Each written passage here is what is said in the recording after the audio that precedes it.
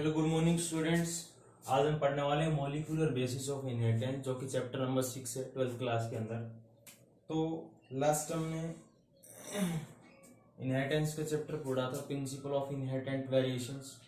Inheritance and variations के अंदर वो किस वजह से कॉज होती हैं, उसके क्या फैक्टर हैं, कौन कौन सी ऐसी चीजें होती हैं जो रेस्पॉन्सिबल होती हैं ट्रांसफर ऑफ द कैरेक्टर के लिए, तो वो सब हम पढ़ चुके हैं। लेकिन इसके बाद जो 6 नंबर चैप्टर आता है उसके अंदर पढ़ेंगे हम डिफरेंट टाइप के मॉलिक्यूल्स के बारे में।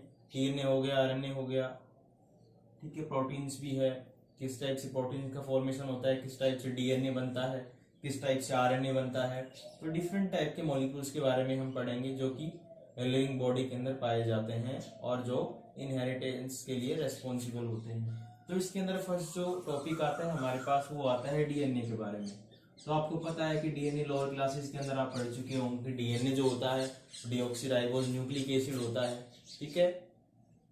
तो हम अगर शुरुआत में थोड़ा सा जेनेटिक मटेरियल्स की बात कर लेते हैं कि जेनेटिक मटेरियल्स क्या होता है। देखो, जेनेटिक मटेरियल्स जो होता है वो ही मटेरियल होता है जो रेस्पॉन्सिबल होता है इनहेरिटेंस के लिए, कि करेक्टर का जो ट्रांसमिशन होता है one generation to another generation. तो उसके अंदर ये जो जेनेटिक मटेरियल्स होता है यही रेस्पॉन्सिबल होता है। इसके अंदर सारी इंफॉर्मेशन होती है कि आपकी हाइट क्या जाएगी, ठीक है। तो क्या है कि जो जेनेटिक मटेरियल्स है उसके अंदर हर सारी इंफॉर्मेशन जो बॉडी के अकॉर्डिंग होती है कि भाई हाइट क्या है, इसकी हेयर कलर कैसा होगा, स्किन कलर कैसा होगा, आइज कलर कैसा होगा, ठीक है। तो सारा का सारा जो इंफॉर्मेशन जो होती है, even sex related information either male और फीमेल, तो सारी जेनेटिक मटेरियल के अंदर स्टोर होती है जो one generation to another generation क्या हो जाती है, ट्रांसमिट हो जाती है। तो अब जेनेटिक मटेरियल्स होता है मेनली दो टाइप का होता है, आपने पढ़ा होगा पहले। एक तो डीएनए होता है और दूसरा आरएनए होता है। अब देखो, जो डीएनए है वो और जो आरएनए है वो मेनली किस में पाया जाता है ये आपको पता होगा, ठीक है। तो मेनली जेनेटिक मटेरियल जो होता है वो डीएनए होता है और जो आरएनए होता है वो मेनली वायरस के अंदर पाया जाता है, ठीक है।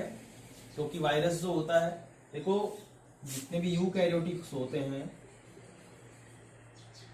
उन सब के अंदर डीएनए पाया जाता है, कुछ प्रोकैरियोट्स के अंदर भी हो सकता है, लेकिन मेनली जो डीएनए होगा वो आरएनए के, जो डीएनए होगा वो यूकैरियोट्स के अंदर मिलेगा आपको। अब क्या होता है कि ये जो आरएनए होता है ये मेनली वायरसेस के अंदर एज जेनेटिक मटेरियल्स होता है। क्योंकि आपको बता देते हैं कि जो वायरस की अगर हम स्ट्रक्चर की बात करते हैं तो जो वायरस होता है उसके अंदर क्या होता है, दो जेनेटिक मटेरियल्स मेनली होते हैं, या तो उसके अंदर डीएनए होगा या फिर आरएनए होगा, दोनों एक साथ कभी नहीं होते, ठीक है।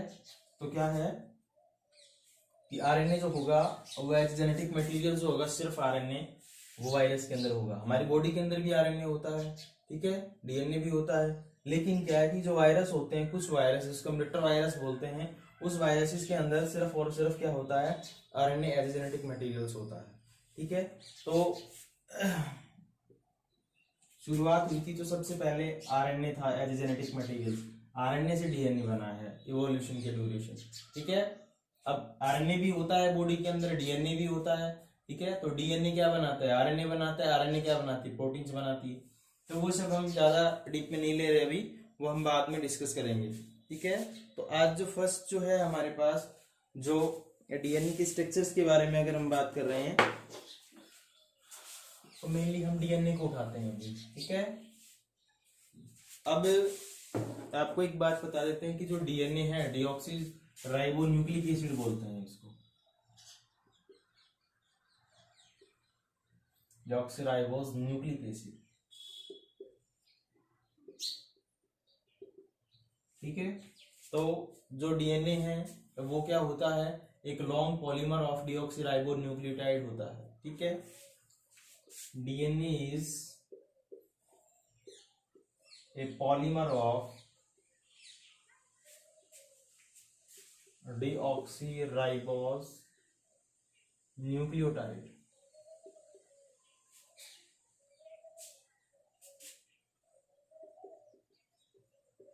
ठीक है। या ये आप बोल सकते हो कि ये क्या होता है, एक पॉली न्यूक्लियोटाइड होता है, अब मेन बात आती है यहाँ पे कि भाई न्यूक्लियोटाइड का मतलब क्या होता है। ठीक है, तो भाई जो न्यूक्लियोटाइड होता है वो और एक इसके साथ मिलता जुलता होता है न्यूक्लियोसाइड। एक न्यूक्लियोसाइड एक न्यूक्लियोटाइड, मोस्ट इंपोर्टेंट है बेसिक्स के लिए। तो अब जो न्यूक्लियोसाइड होता है इसका मतलब होता है कि सुगर प्लस नाइट्रोजनस बेस या नाइट्रोजन बेस।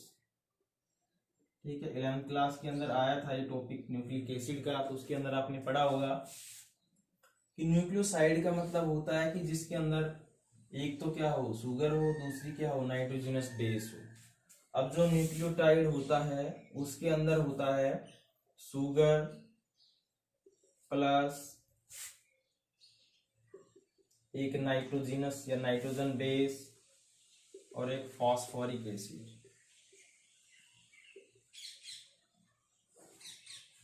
किसी सब्सटेंस के अंदर अगर ये तीन चीजें आपको मिलती है, शुगर, नाइट्रोजनस बेस और फॉस्फोरिक एसिड, तो उसको हम बोलते हैं न्यूक्लियोटाइड। जिसके अंदर शुगर और नाइट्रोजन बेस मिलता है आपको, यानी कि जिसके अंदर फॉस्फोरिक एसिड नहीं मिलता है, तो उसको हम बोलते हैं न्यूक्लियोसाइड। ठीक है, अब क्या है कि डीएनए जो है पॉलीमर है, पॉलीमर का मतलब पॉली जो आ गया उसका मतलब होता है मैनी। ठीक है, तो पॉलीमर का मतलब जैसे कि हमने 11th क्लास के अंदर एक चैप्टर आया था बायोमोलिक्यूल्स, उस बायोमोलिक्यूल्स के हमने अंदर पॉलीसैकेराइड्स पढ़े थे। ठीक है, तो उसके अंदर था कि मोनोसैकेराइड्स बहुत सारे मिलके पॉलीसैकेराइड्स बनाते हैं। तो पॉलीन्यूक्लियोटाइड क्या है कि उसके अंदर बहुत सारे न्यूक्लियोटाइड मिलके क्या बनाते हैं, चेन बना देते हैं, जिसको हम क्या बोलते हैं, पॉलीन्यूक्लियोटाइड बोलते हैं। अब ये जो पॉलीन्यूक्लियोटाइड जो है, ये कह रहे हैं कि जो डीएनए है वो एक पॉलीन्यूक्लियोटाइड होता है। इसका मतलब क्या है कि जो डीएनए है उसके अंदर बहुत सारे क्या है, न्यूक्लियोटाइड है।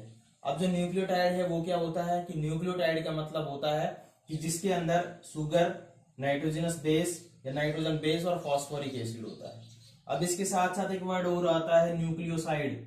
उस न्यूक्लियोसाइड का मतलब होता है कि जिसके अंदर शुगर और नाइट्रोजन बेस होता है। ठीक है, तो हम इसके अंदर कंपोनेंट्स के बारे में पढ़ेंगे अब कि शुगर क्या है, नाइट्रोजनस बेस क्या है इसके अंदर और फॉस्फोरिक एसिड क्या है। ठीक है, अब थोड़ा सा ये डिस्कस करने से पहले बता देते हैं आपको कि यूकैरियोट्स जो होता है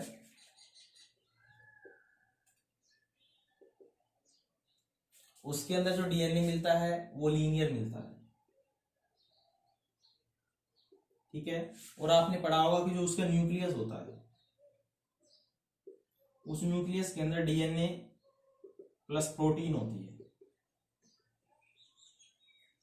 ठीक है, जिसको हम क्रोमेटिन बोलते हैं। ठीक है, तो यूकैरियोट्स के अंदर जो डीएनए होता है वो क्या होगा, लीनियर होता है। ठीक है, और वो लीनियर जो होता है वो उसके अंदर डीएनए जो होता है वो पैक होता है किसके साथ, प्रोटीन्स के साथ। दूसरी चीज ये बता देते हैं कि जो डीएनए होता है इस डीएनए पे नेगेटिवली चार्ज होता है। ठीक है, और प्रोटीन जो होती है उस पर पॉजिटिव चार्ज होता है। ठीक है, तो क्या होता है कि एक दूसरे को अट्रैक्ट करेंगे ये, और जो प्रोटीन होगी उस पर डीएनए पैक हो जाएगा इस टाइप से। तो इस पैक्ड फॉर्म को ही हम क्या बोलते हैं, क्रोमेटिन बोलते हैं। ठीक है, क्लियर। इसके बाद क्या होता है कि भाई अगर हम बात करें प्रोकैरियोट्स की, तो प्रोकैरियोट्स के अंदर जो डीएनए होता है वो सर्कुलर होता है। ठीक है, उसके अंदर एक्स्ट्रा डीएनए भी होता है। मेनली अगर हम बात करते हैं कि जो बैक्टीरिया होता है उस बैक्टीरिया के अंदर जो डीएनए होता है एक्स्ट्रा सर्कुलर होता है। उसका जो फास्ट टाइप का न्यूक्लियस होता है उसके अंदर तो डीएनए होगा, लेकिन क्या होता है कि उसके अंदर अलग से एक डीएनए होता है सर्कुलर इस टाइप से, जिसको हम प्लाज्मिड बोलते हैं। ठीक है, बायोटाइप में अच्छे से आएगा स्ट्रक्चर प्लाज्मिड। तो ये था ओवरऑल किसके बारे में, बेसिक्स जो थे उसके बारे में। ठीक है, अब हम पढ़ते हैं कि डीएनए जो होता है वो एक चीज और है इसके अंदर बेसिक्स के अंदर की जो डीएनए होता है वो सबसे पहले फ्रेडरिक साइंटिस्ट था, उसने 1809 के अंदर, फ्रेडरिक साइंटिस्ट था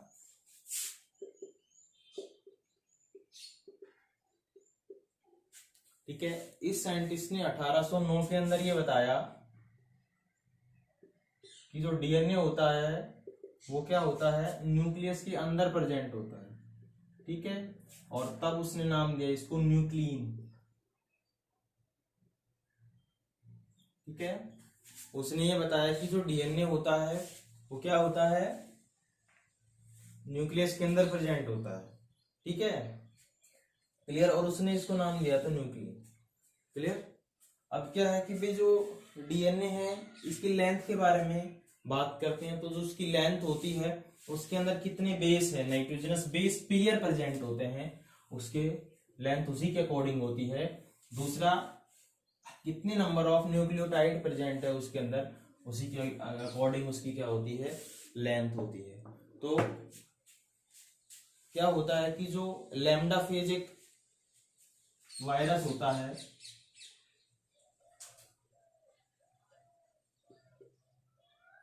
जो लैम्डा फेज होता है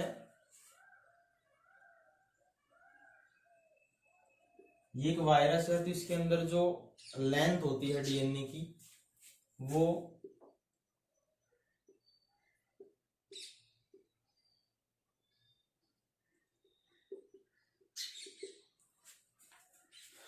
ठीक है।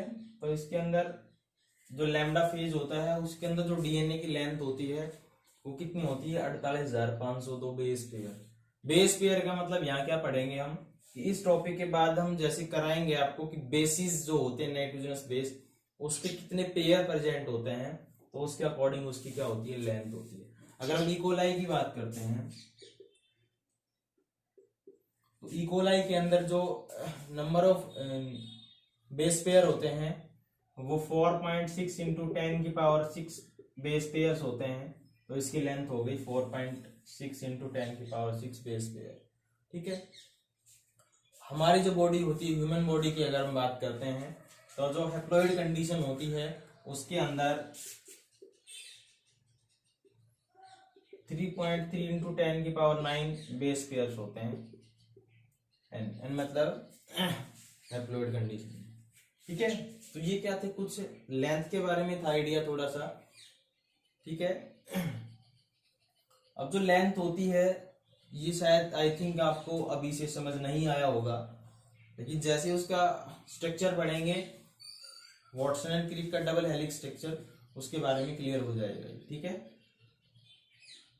तो उसके बाद हम इसके जो कंपोनेंट थे उसके बारे में पढ़ते हैं थोड़ा सा।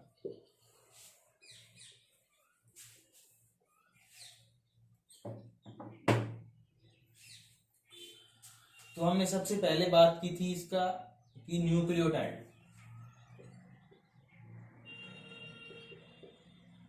अब जो न्यूक्लियोटाइड होता है, ये जो न्यूक्लियोटाइड है इसके अंदर हमने बताया था कि इसके अंदर शुगर होगा, नाइट्रोजन बेस होगा और थर्ड जो होता है वो यहाँ पे फॉस्फोरिक एसिड होगा।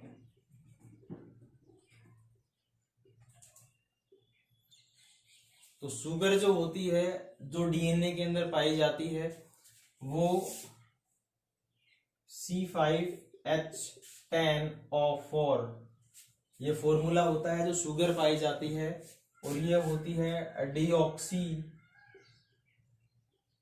राइबोज शुगर, ठीक है। तो डीएनए के अंदर जो शुगर पाई जाती है वो होती है डीऑक्सी राइबोज शुगर, क्लियर, ठीक है। फॉर्मूला है C5H10O4। अब यहाँ पे क्या है, डीऑक्सी राइबोज, ठीक है। डीऑक्सी राइबोज का मतलब यहाँ पे देखो डीऑक्सी आ रहा है यहाँ पे, तो डीऑक्सी का मतलब होता है कि जहां पे ऑक्सीजन की डेफिशिएंसी होती है। तो इसके जब स्ट्रक्चर पढ़ते हैं 11th क्लास के अंदर आया होगा, आपने पढ़ा होगा स्ट्रक्चर ऑफ डीऑक्सीराइबोज शुगर। तो जो डीऑक्सीराइबोज शुगर होती है उस पे देखो 5 कार्बन है यहाँ पे, ठीक है। तो इसके अंदर जो सेकंड कार्बन आता है, सेकंड कार्बन एटम होता है, उस पे ऑक्सीजन की डेफिशिएंसी होती है, ठीक है। और इसीलिए इसको डीऑक्सीराइबोज शुगर बोलते हैं। देखो अगर आपने आरएनए के बारे में थोड़ा बहुत पढ़ा है तो उसका होता है राइबोज शुगर होती है उसके अंदर, ठीक है, यानी राइबोज न्यूक्लिक एसिड बोलते हैं उसको हम, इसको डीऑक्सीराइबोज न्यूक्लिक एसिड, उसको राइबोज न्यूक्लिक एसिड बोलते हैं, ठीक है। तो डीऑक्सी का मतलब यहाँ पे है कि ये जो राइबोज शुगर थी, ठीक है, उससे थोड़ा सा अलग होती है ये, और इसके अंदर जो सेकंड नंबर कार्बन पे ऑक्सीजन की डेफिशिएंसी होती है, तो बेटा इसी वजह से इसको डीऑक्सी राइबोज न्यूक्लिक एसिड बोलते हैं, ठीक है ना। तो डीऑक्सी का मतलब शायद समझ आ गया होगा आपको, ठीक है। तो डीएनए के अंदर जो शुगर होती है उसको डीऑक्सी राइबोज शुगर बोलते हैं। अब देखो नाइट्रोजनस बेस जो दे रखे हैं यहाँ पे, वो दो टाइप के होते हैं, एक होता है प्यूराइन और एक होता है पाइरिमिडीन, ठीक है। तो क्या होते हैं, दो टाइप के नाइट्रोजनस बेस होते हैं, एक प्यूराइन एक पाइरिमिडीन, ठीक है। अब जो प्यूराइन होता है उसके अंदर दो नाइट्रोजनस बेस होते हैं मेनली, एक होता है एडिनाइन, दूसरा होता है गुआनाइन, ठीक है। एक एडिनाइन होता है, गुआनाइन होता है, तो ये तो होते हैं प्यूराइन नाइट्रोजनस बेस। दूसरा जो पाइरिमिडीन होता है वो होता है थाइमीन, साइटोसिन, और तीसरा जो होता है वो यूरेसिल होता है, जो कि डीएनए के अंदर नहीं पाया जाता। ये यूरेसिल जो होता है ये आरएनए के अंदर पाया जाता है, ठीक है, क्लियर। तो नाइट्रोजनस बेस क्या है हमारे पास, एडेनिन और गुआनोसिन या गुआनाइन जो है वो, ठीक है, उसको हम प्यूराइन बोलते हैं। पाइरिमिडीन जो होते हैं उसके अंदर थाइमीन और साइटोसिन आता है। तो ये चार जो बेसिस होते हैं ये डीएनए के अंदर पाए जाते हैं, ठीक है। जो आरएनए है उसके अंदर एक एक्स्ट्रा पाइरिमिडीन होता है, कौन सा, यूरेसिल, और उसके अंदर थाइमीन जो होगा वो अब्सेंट होगा, इसकी जगह यूरेसिल होगा, ठीक है। अब ये जो नाइट्रोजनस बेस हैं, तो हमने लास्ट टाइम में बेस पेयर के बारे में बात की थी। तो ये जो बेस पेयर होते हैं ये जुड़े होते हैं, तो वो जो बेस पेयरिंग की बात की थी हमने, बेस पेयर की, तो बेस पेयर जो है यानी कि एक बेस दूसरे बेस के साथ जुड़ा होगा तभी तो बेस पेयर बनाएगा ना। तो बेस पेयर जो है यहाँ पे वो क्या है, यहाँ पे वो एक दूसरे से स्पेसिफिक मैनर के अंदर जुड़े होते हैं। तो याद रखना, एडेनिन जो होता है वो थाइमीन से जुड़ा होता है, साइटोसिन जो होता है गुआनोसिन से जुड़ा होता है या गुआनाइन से जुड़ा होता है। एडेनिन थाइमीन से, साइटोसिन जो है, ठीक है, वो गुआनोसिन से जुड़ा होगा, गुआनाइन से जुड़ा होगा। अब यहाँ पे मेन बात आती है कि जो ये जुड़े होते हैं उसके अंदर ये डबल हाइड्रोजन बॉन्ड से जुड़ा होता है और ये ट्रिपल हाइड्रोजन बॉन्ड से जुड़ा होगा। इसको याद करने का तरीका है, आया था चला गया, ठीक है, कि आया था चला गया, आया था के बीच में डबल हाइड्रोजन बॉन्ड, ठीक है, चला गया के बीच में ट्रिपल हाइड्रोजन बॉन्ड। तो इसके स्ट्रक्चर जब पढ़ेंगे तो बिल्कुल क्लियर हो जाएगा आपको। इसके बाद जो नेक्स्ट टॉपिक आएगा हमारे पास वो वाटसन एंड क्रिक का डबल हेलिक्स स्ट्रक्चर आएगा, उसके बाद क्लियर हो जाएगा। फॉस्फोरिक एसिड जो है वो होता है H3PO4, ठीक है, और जो H3PO4 जो है ये जोड़ता है किसको, एक शुगर को दूसरे शुगर के साथ, ठीक है, जिसको फॉस्फोडाइस्टर बॉन्ड के हेल्प से जुड़ा होता है एक शुगर दूसरी शुगर के साथ। और जो एक शुगर जो है वो नाइट्रोजनस बेस के साथ जुड़ी हुई होती है, उसको एन ग्लाइकोसिडिक बॉन्ड, ठीक है। तो इसके अंदर दो टाइप के बॉन्ड होते हैं, सॉरी 3 टाइप्स के बॉन्ड होते हैं इसके अंदर। ये स्ट्रक्चर हम पॉलीन्यूक्लियोटाइड जब स्ट्रक्चर बनाएंगे इसका, इसके जस्ट बाद में, तो उसमें क्लियर हो जाएगा, ठीक है। तो एक होता है hydrogen bond,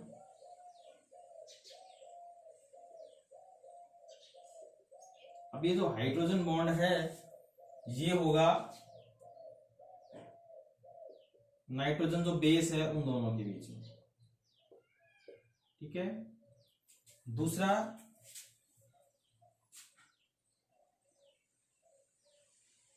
N glycosidic bond जो है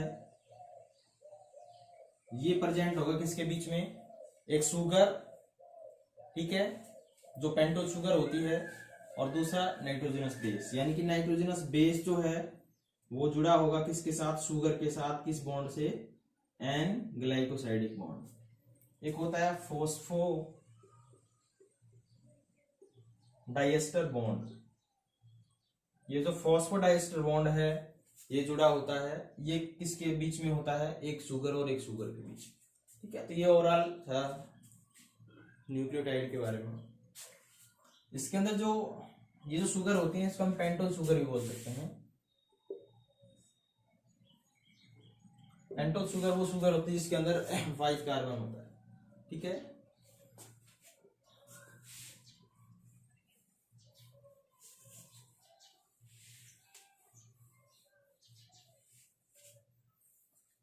इसके बाद स्ट्रक्चर ऑफ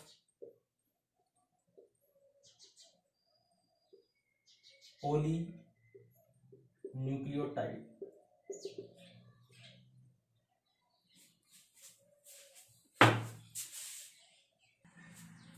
देखो ये हमने एक पॉलीन्यूक्लियोटाइड स्ट्रक्चर बनाई है, तो इसके अंदर आपको दिखाई दे रहा होगा 3 चीजें।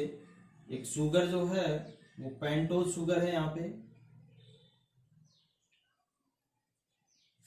ये वाली और ये वाली। ठीक है, क्लियर है। ये यहाँ पे जो पी बनाया है वो क्या है, फॉस्फेट ग्रुप है। फॉस्फोरिक एसिड जो है उसका पी ग्रुप दिया है यहाँ पे, फॉस्फेट ग्रुप जिसको आप बोल सकते हैं। ठीक है, तीसरा जो हमने बात की थी नाइट्रोजन बेस, तो ये हमारे पास नाइट्रोजन बेस है। ठीक है, तो एक पॉलीन्यूक्लियोटाइड के अंदर क्या होगा, देखो न्यूक्लियोटाइड के अंदर तो क्या होगा, एक तो फॉस्फोरिक एसिड, दूसरा पेंटोज शुगर, और तीसरा हमारे पास क्या है, नाइट्रोजन बेस। तो अगर हम यहाँ तक की स्ट्रक्चर की बात करते हैं, ओवरऑल यहाँ तक की स्ट्रक्चर की बात कर रहे हैं, तो ये होता है सिंगल न्यूक्लियोटाइड। अब पॉलीन्यूक्लियोटाइड का मतलब क्या है कि इसके अंदर बहुत सारे न्यूक्लियोटाइड एक दूसरे से जुड़े हुए हैं। ठीक है, क्लियर। अब क्या है यहाँ पे कि ये जो है ये न्यूक्लियोटाइड है, तो पॉलीन्यूक्लियोटाइड इसलिए बोल दिया इसको कि चेन के अंदर जुड़े हुए हैं। ठीक है, और आपको पता है कि जो डीएनए होता है पॉलीन्यूक्लियोटाइड होता है। ठीक है, अब इसके अंदर क्या है कि 5 कार्बन जो है वो कहाँ होती है इसके अंदर। ठीक है, तो भाई देखो ये जो 5 जो कार्बन है इसके अंदर प्रेजेंट है यहाँ पे ऑलरेडी, तो इसके अंदर ये वाली कार्बन फर्स्ट है, ये सेकंड है, ये थर्ड है, ये फोर्थ है, और ये वाली 5th कार्बन है। ठीक है, अब ये फर्स्ट है, ये सेकंड है, ये थर्ड है, ये 4 है, यहाँ पर ऑक्सीजन होता है, और ये 5 नंबर ऑफ कार्बन। ठीक है, तो फॉस्फेट ग्रुप 5 नंबर कार्बन से जुड़ा हुआ है, तो इसको हम बोलते हैं 5 प्राइम। ठीक है, एंड होता है ये। ठीक है, तो यहाँ पे क्या है कि भाई जो 5 प्राइम जो है, क्लियर, इसके अंदर जो डायरेक्शन है वो 5 प्राइम और 3 प्राइम की डायरेक्शन होती है। तो इसके अंदर जो हम बात कर रहे हैं मेनली जो डायरेक्शन का, तो हम जिक्र बाद में कर लेंगे जब structure of double helix model बनाएंगे उसके बारे में। तो इसके अंदर 5 कार्बन जो होती है वो आपको याद रखना है कि 5 कार्बन पेंटोज शुगर होती है। ठीक है, क्लियर है।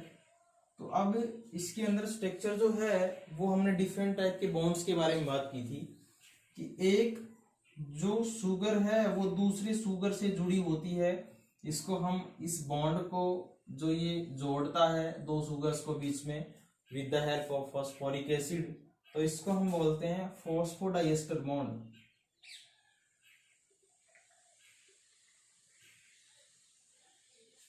ठीक है, और जो ये शुगर है ये जो यहाँ पे नाइट्रोजन बेस है इससे जुड़ी हुई होती है, इस बॉन्ड को हम बोलते हैं एन ग्लाइकोसाइडिक बॉन्ड। ठीक है, अब ये तो सिंगल चेन बनाई है, इसके साथ स्ट्रक्चर ऑफ डीएनए पढ़ेंगे हम ठीक है डबल हेलिक्स मॉडल की, तो उसके बाद एक चेन और हो जाएगी, तो ये जो होगा ये दूसरी चेन से जुड़ा होगा, उसके अंदर जो नाइट्रोजन बेस होगा ठीक है वो इस बेस से जुड़े होंगे, इस टाइप से 2 चेन बन जाएगी। ठीक है, तो उसके अंदर क्या है कि भाई ये जो नाइट्रोजन बेस है ये दूसरे नाइट्रोजन बेस के साथ जुड़ा होगा, और वो जो बॉन्ड होगा वो होगा हाइड्रोजन बॉन्ड।